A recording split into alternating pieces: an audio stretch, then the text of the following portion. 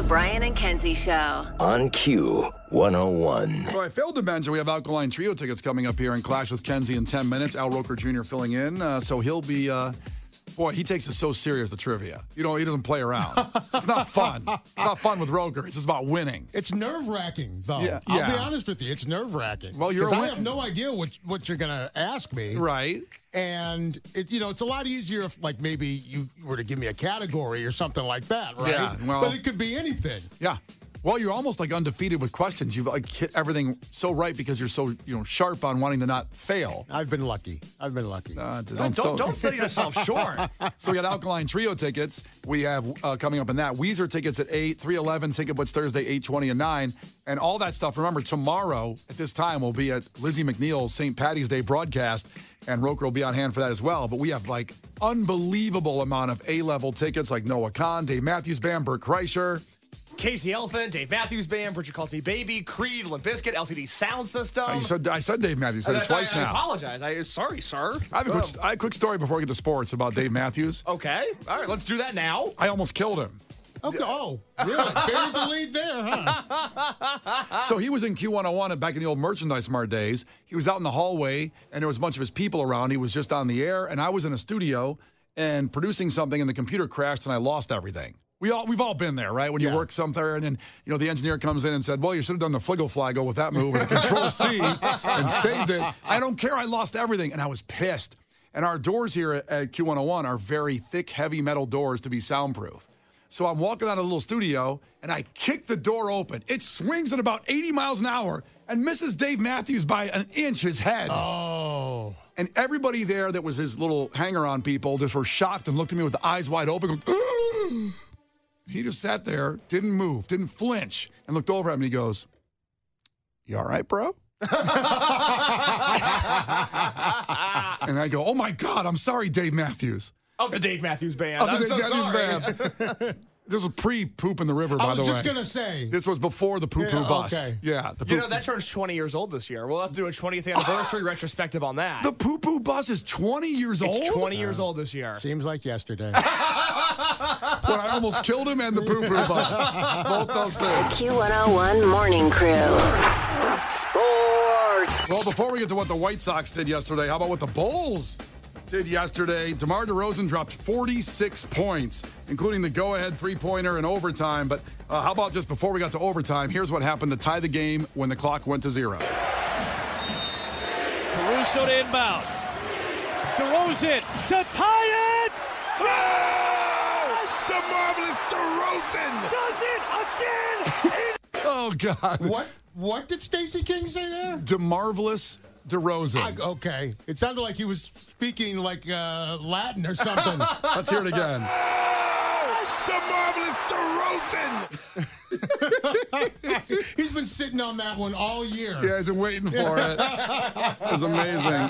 Kobe White did leave the game, sadly, with an injury. We don't know where the status of that is yet, so hopefully it's not too bad because he's the bright, shining spot of the team. I mean, DeMar DeRozan, obviously, in this game was, but with Kobe White's advancement of his level of play this year, it makes you want to trade everybody and just keep him and start over. Yeah, I have like $5 on him to win Comeback Player of the Year. Kobe White? Yes. Oh, okay. Yeah, I like that bet. What's it going to pay out?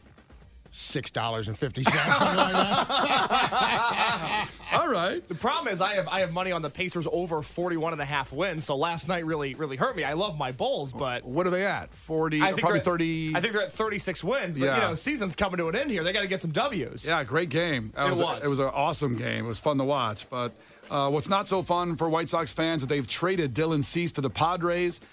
This will be for, well, as we all know, sometimes you never hear about these prospects ever again. The top 10 prospects the Padres have allegedly got the top 3 pitching prospects for the Padres. And you might be sitting there as a casual fan and say, didn't we have a good pitcher in Dylan Cease? Why do we need a prospect? Well, this is obviously, when teams do this, it's a signal that they know that they're not in contention at all, and they want to try to use their best asset before he gets bad or has a worse season to get as much prospects for the future 5 years from now, 3 years from now, whatever. It's not a good sign if you like the White Sox. It seems like you're all in on this trade, though. By the tone of your voice, it seems like maybe you liked it. I don't. I'm a Cubs fan, so it doesn't affect me emotionally. Oh, that's nice. That must be really nice. But I do feel for my White Sox brethren after last season.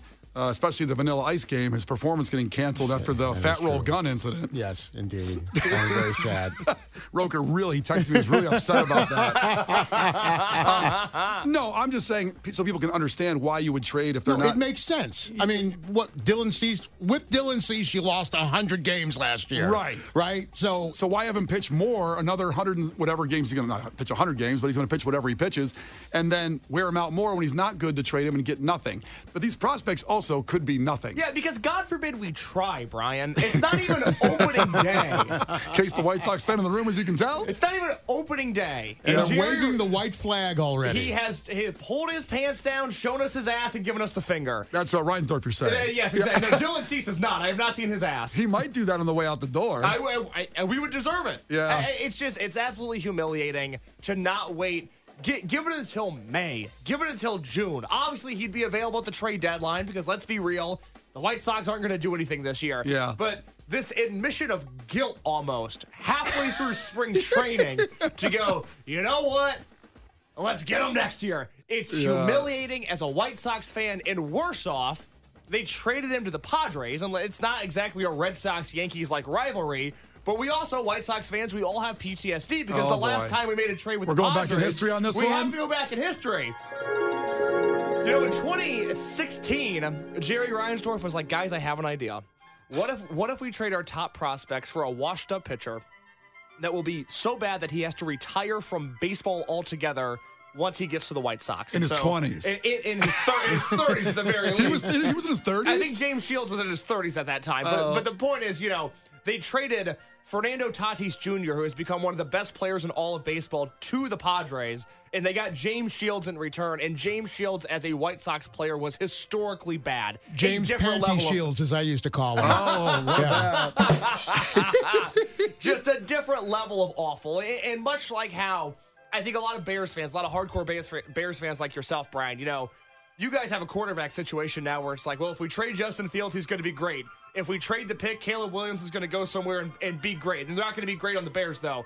Dylan Cease is going to win the Cy Young this year. Yeah, he's a runner-up 2 years ago. That's right. And then he took a step back last year. But this is going to work out great for the Padres. And with all due respect to Drew Thorpe and the other prospects they got, Samuel Zavala being another one, I guarantee this is the last time on this show we'll ever say the name Drew Thorpe. Yeah. It I think sucks. so. I hate it. But had they kept Dylan Cease until the trade deadline, right, he would have torn his rotator cuff. That's exactly right, Chicago. He's right. But that's fine. No, it's not fine. Then you would have gotten nothing for him. Then he would have been untradeable. Get him, Roker. Get him. Get him. It's a good thing. No. Sometimes you're in a dead relationship and you hate the person you're with, but it's nice to go to bed next to a warm body. And that was our relationship with Dylan Cease. I don't know if you're stating your case. It's nice to play pretend. And with Dylan Cease on the roster, at least we had a shot. Not anymore. Well, I think I'm siding with Roker on this one. I think I am. Also, James Shields, 42 years old now, so in 2016 when they... Mid-30s. Yeah, he was actually way older than I thought he was. Yeah, I thought he was like 29 back then. His 3 years with the Chicago White Sox. So for those that don't know, ERA in baseball, earned run average, a good one is like 3.3. Anything under 3 is excellent. The 3 years James Shields spent with the Chicago White Sox, ERAs of 6.77, 5.23, and 4.53. Oh, I thought there was going to be a 10 in there. Well, a 6 is halfway there. I understand. Well, Case is really upset. I just broke a microphone. Well, you know what? They'll still have fried pickles. So just calm down. Thank God. Yeah, there you go. And speaking of that, the items have been announced, the promo items for Cubs and Sox for this upcoming year, which are always fun. White Sox always do better with that. They always do better with the promo items. I'm a Cubs fan. Well, they kind of need to have the promo items to get people Cubs in the fans ballpark. Always give the White Sox that. I'm like, oh, at least you guys have like a good soccer jersey. I want a good team. Well, you can have a Coke Zero Sugar Family Sunday where children under 13 can run the bases after the game. That's the April 14th game for the White Sox. Okay, let me write that down. I'll go to Well, I mean, you have to find a kid to get out there with. You'll go to the grade schools and find someone you get on the field with. You'll pick them up. Hey, kid, you want to go to the White Sox game? But wait, what was the other thing there before the kids run the bases? Well, it's Coke Zero Sugar Family Sundays. Okay. That's going to be every Sunday, which I'm a Coke Zero fan. I'm addicted. I thought they were giving us Coke Zero. Yeah, I'm sure they'll have some kind of giveaway there, too, by that point, because by April 14th, they'll be done for the year. That wasn't nice. May 10th, celebrate Harry Potter night. The first 2,000 fans receive a co-branded scarf. Now, I'm sure like Guaranteed Rate's going to be all over it, or Chase Bank, something like that. I don't want a scarf. Okay. I want a pitcher. I'm trying to find something good. I'm trying to find. He's salty. How about this? All fans on May 28th game receive concessions for 5 for 5 Tuesdays. So that includes draft beers and hot dogs. Yeah, but I'm busy on Tuesdays. You I also can't go to that. You also don't drink beer. That's right. I do eat hot dogs, though. I drink hot dogs the way I consume them. Okay, June 29th. First 20,000 fans get a Southside basketball jersey.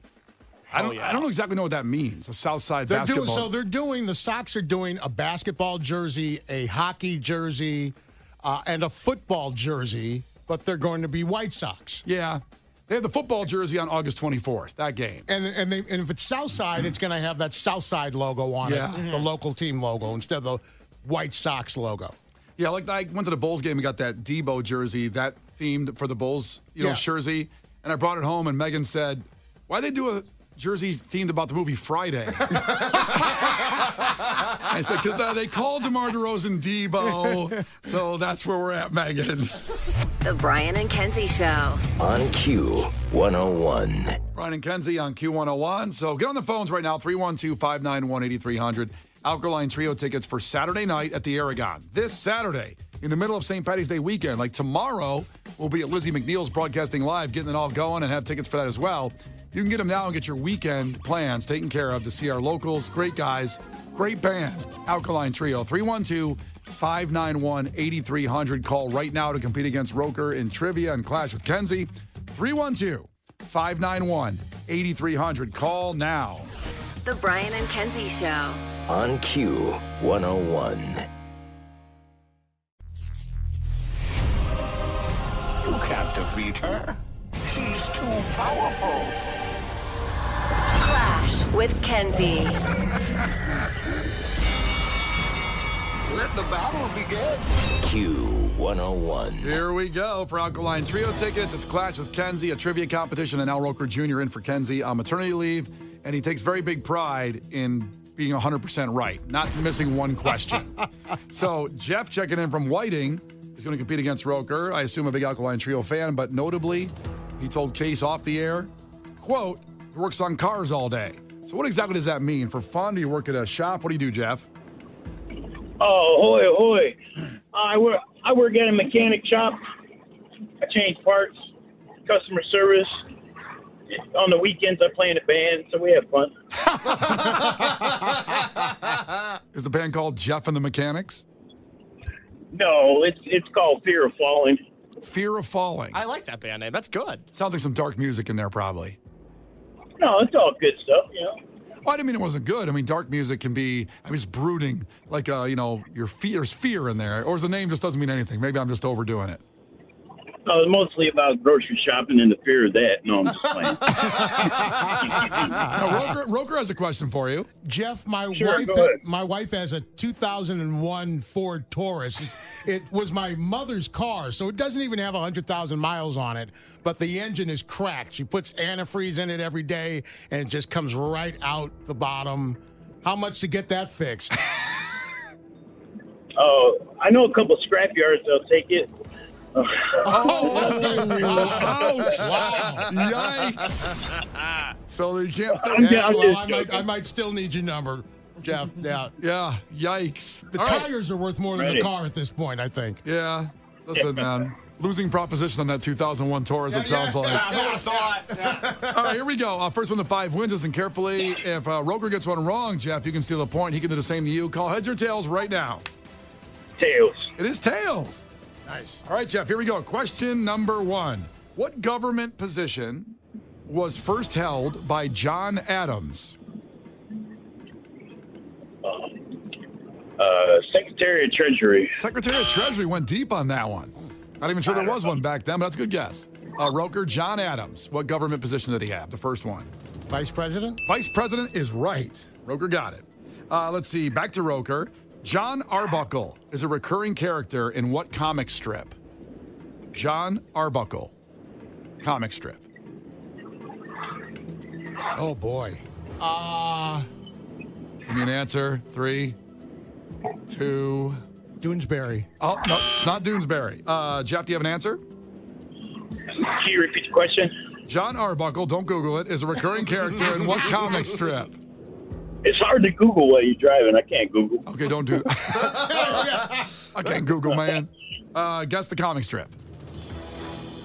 Superman. Nope, it was Garfield. That's in Garfield. Oh, it was Garfield. Yep. Back to Jeff. Yep. How many points do you score for a bullseye in archery? How many points? 50. 50's not right. Roker? Oh, boy. 10? 10's right. I know you're a big archery guy. Yeah, a bit of a bullseye on that question. If you follow, what's your Instagram page? What is it? What's the tag? Like, what is your name on Instagram? Is it Al Roker Al Jr.? Roker Jr. That's all it is? Al Roker Jr. If you go there, there's a whole bunch of reels of him shooting arrows. All right, 2-0 back to Roker. Roker, what were Siskel and Ebert's first names? Siskel and Ebert. Gene Siskel and Roger Ebert. That's right. Roker's got 3-0. Jeff, what animal does cashmere come from? What animal? Goats. Goats is right. Good job. Nice. I never would have guessed goats on that one. It's back to Roker. Yep, 3-1 back to Roker. What was the name of Michael Jackson's pet chimpanzee? Bubbles. Bubbles is right. Still working on. Remember that old joke? Can't say it anymore on the air, but it was a good one. I don't. Oh, I know where you're going with that. I had to think for a second. So back to Jeff. Boy, nothing makes you laugh like Michael Jackson jokes. Oh, Roker makes me laugh. I didn't forget the joke. Just think about it, people. 4-1 back to Jeff. Jeff, what male comedic actor did full frontal nudity in the 2008 comedy Forgetting Sarah Marshall? So the name of the actor. 3. Ryan Reynolds. It was not Ryan Reynolds. Was not Ryan Reynolds? I know, I couldn't. Roker for the win? I couldn't think of nothing. Jason Segel. Jason Segel is right. And I believe, didn't they cut it later or something? Like the full, there was more that they were even going to show of his. There was even more. There was even more. And I remember he talked about his parents going to see the screening, and they were like, Jesus. Well, Jeff, we're sorry. But you know what, man? You gave Roker some good advice about his 2001 Taurus. Do you want to give him the tickets anyway? Yeah, give him the tickets. Yeah, because he told you to sell it. And he knew cashmere was made out of goats. That's what I'm talking about, man. That's right. That's right. You're going, That's man. why I love this show. That's why I love this show. Oh, hell yeah.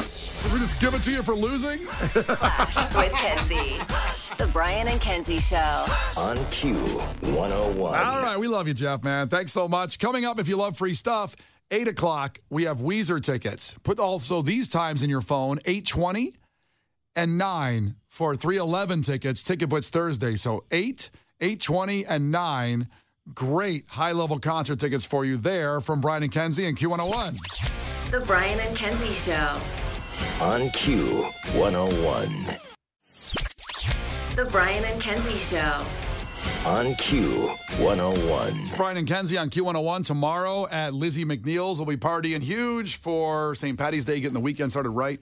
Al Roker Jr. will be on site for that. So, Roker, are you willing to do, since you've been killing it, trivia live with someone in the bar face-to-face? I am willing to do trivia live, yes. Okay, Wow, here we that's go. Huge. That is huge. And that will be for a monster concert tickets we have every 15 minutes. So that free breakfast to get there early in the 6 o'clock hour. I mean, it may last to the 7 o'clock hour, but I don't think it did last year. Real quick, just, we always have new people checking in. Maybe the people listening at this exact time haven't exactly heard what's going on at Lizzie McNeil's tomorrow. Brian, will you just briefly explain exactly what's happening tomorrow at this time? We start off the weekend because St. Patty's Day is not till Sunday, and the river dyeing, of course, happening on Saturday morning. I just hit random Irish music on YouTube. I'm like, sounds like Deliverance a little bit. Yeah, what? It's better now. So, Lizzie McNeil is a 3rd anniversary party out there for Brian and Kenzie partying for St. Patty's Day.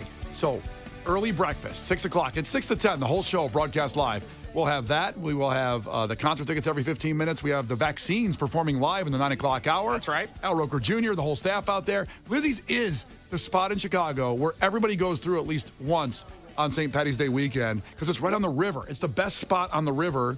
You can walk out there even though it won't be dyed tomorrow. You get to see the Brown River before it gets dyed green. Yeah, exactly. That's right. Lauren will be stopping by. Kara Caravu, for those that have maybe heard her filling in but have not met her, she should be there for a little bit. Brian Phillips might show up for a little bit. Yeah. Of course, free concert tickets. The other thing that I always think is important to note, it's free to get in. It's free. No cover charge. Now, of course, you're going to have to buy your beer once you're there, but it's free to come and hang out with us 6 to 10 a.m. tomorrow. You don't have to be there the whole time. You don't have to be there right at 6, but we'd love it if you were. It is funny how people get all pressured by that. Like, well, I can't be there 6 to 10. We would love you for that passion. But you can come from 6 to 6:15 on your way to work or 7 to 7:30, whatever. We're there the whole day. Yeah, just stop in. Yeah. Say hi. Yeah, say hi. That's Tons all of free we want. stuff. That's all we want. We have these new green Q101 Irish shirts. They're awesome. They're really cool looking with our logo. So buy those too, or we'll give those away. Yeah, too. we're giving those away tomorrow. Yeah, we'll give That's those away. More incentive to show up. So many people have hit me up about tailgating before the broadcast. It scares wow. me. Yeah. Ooh. This is, Oh, boy. you know you're in Chicago boy. and people say, can I get to the grounds by 4:30? And the doors aren't opening till 6. It's very funny because we work right by Lizzie McNeil's. That's part of the reason we do it there. Yeah. Every year, people beat us to the venue. I love that. We show up and there's already a line there. It's awesome. It's like a wedding receiving line. I was trying to get to the door and like have the keys. All right, guys, we'll open up here. So it doesn't open till 6, but you do what you got to do to be in the area. And Q101.com has the exact address if you want. It's right downtown, right toward Navy Pier, right in Streeterville, on the water. So join us. And you know, it's great to learn about new people. People have met people there and end up dating for a long time. I don't know if anybody's ever gotten married or had a kid that's met at the broadcast, but certainly people have been dating a long time. They meet there. It's always great when you meet someone new and you learn something about them, or better yet, people you've known a long time, and then you find out something about them that's interesting. For example, yesterday, I found out that Case, the producer, I've known him for 5 years. we talk to each other more than our own families. Pretty much. I give him a ride home every day after the show because we live in the same together, neighborhood. We text each other. Yeah. We spend a lot of time around each other. Roker, are you ready for this? I'm ready. You've learned a lot about Case and being here for the last few weeks. Yes. Case, the producer, had private swim lessons as a kid. Private swim lessons. Is that even a thing? I don't know. Well, explain. Well, I should note at the top that I still can't swim. Okay. So they weren't super effective. Now, if you put me in a pool, I'm not going to sink to the bottom. I can at least float, but I'm not doing laps anytime soon. Okay. So was this private singular? You were alone in a pool with an instructor. I was alone in a pool with an instructor. This is not how my swim lessons career began, Yeah. but it is how it concluded, because after swim lessons at the YMCA and then probably a local pool somewhere, Yeah. I took, in the same way that you would imagine any child taking swim lessons, I did that. Done, conquered, still couldn't swim. Well, did you pass the classes? I mean, it feels more like a participation trophy type thing. Yeah. You've had swim lessons 3 different times. Correct. At and least. you still can't swim. Correct. What's the problem? I don't know how. It's hard. You just go in the water and you just float. I mean, it's not that hard. No, it actually is super hard. It's physically demanding, and I don't seem to know how to do it. Were your swim teachers alcoholics? Were they not paying attention at all? No, that's the problem. They were super hands-on, including at these private swim lessons. But I still can't swim. And I was telling Brian yesterday, and he was so taken aback by this that now we're talking about it now, that it was me one-on-one with a trusted adult, somebody that had a championship swimming pedigree. Now, did you have a pool on the grounds of your home? I had an above-ground pool. You guys had an above-ground pool. Yeah, Indiana. Indiana, baby. Yeah, come on now. Listen, I prefer the above-ground pool to the built-in ones. I like them. I just think I can see how deep everything is. I love hopping in it. I love like running from the grass to hop into that's a cool move. You didn't even have to swim very far. Like, you had to swim like 5 feet. You're on the other end of it. Yeah. But I wasn't, to be clear, I wasn't taking swim lessons in the above ground pool. I was going to somebody's house. Okay. So you actually had to tell somebody, what a privileged life. So you had to go to your neighbor's house who had an in-ground pool. The house was an hour away. My parents drove me an hour to these private swim Wow. So lessons. they drove you an hour, spent money on a private instructor, During the recession, no less. Gas prices weren't cheap. and you still can't swim. Cannot swim. Have you issued an apology to them, at least? Oh, God, yeah. No, it comes up at every Thanksgiving and Christmas. This is like the thing. I think everybody has the one thing their parents really hold over their heads, like the I'm not mad, I'm disappointed type scenario where their parents have. They're disappointed I can't swim. But why did they care that you swam so good with private lessons and driving an hour away? Did they think you were Michael Phelps and like hidden? No, they didn't want me to drown. But you didn't sound like you were going to go swimming anywhere. Yeah, you can't swim. You wouldn't be in the water. You had an above-ground pool. There's like 4 feet. Well, while we're piling on, 708 just checked in and said, it's okay, Case, I can't ride a bike. I should also note, I can't ride a bike. Oh, Jesus. I can't get into all that. We don't have time. But I am asking you to tell us, and we know our listeners a lot, just tell us something about you that we'd be shocked to find out. Now, we don't know you that well necessarily, every one of you individually, but if there's something about you that people are shocked to find out about you, tell us that now on the air at 312-591-8300. I can swim. That's what's shocking about me. Are you alluding to a stereotype? Al Roker Jr.? Exactly. Brian and Kenzie in the morning. And Chicago's alternative all day. Q101. All right, we're about 9 minutes away from your chance at Weezer tickets. We're talking about things that no one knows about you that you can share. And Jessica's trying to get into work here in Burbank, so we want to get her on real quick. Jessica, ahoy, welcome in. Ahoy. Oh, she's ready to drop the T on this one. So tell us what someone would be surprised to find out about you, Jessica. So during one of my pregnancy checkups, my doctor told me that I have a third nipple. I thought it was a skin tag or something, but no, you can flick it and it'll do things. That's the quote of the day so far. You can flick it. Now, where is it? I don't have like 3 boobs or anything like that. It's like right under one of my left boob, I guess, right under my bra. So you can't see it. It's not like I just lift my shirt up and show it off. There's no total recall thing happening here. Great reference, by the way. Yeah. So you just thought it was something like whatever, an abnormality, and then you go there. So now what do? Are you on OnlyFans making extra money with it? That's actually a great idea. I didn't think about making some extra money with it. I have an idea, man.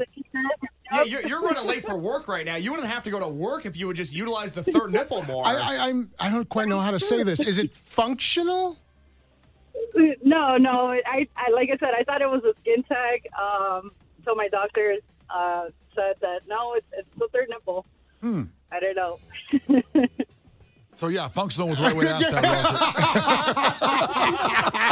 So no, thank you. There you go. Are you married or dating anybody? Yeah, you know me. I have 2 kids. I'm my husband. So was he excited to find out it's a nipple? You know, I know how husbands be.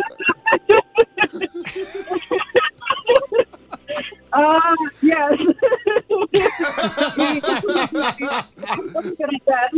Oh, man, I'd be thrilled if I found out my girl had a third nipple. Yeah. What a fun surprise. I mean, would you leave the house? No. You don't need to anymore. No, I would never leave her alone again. Yeah.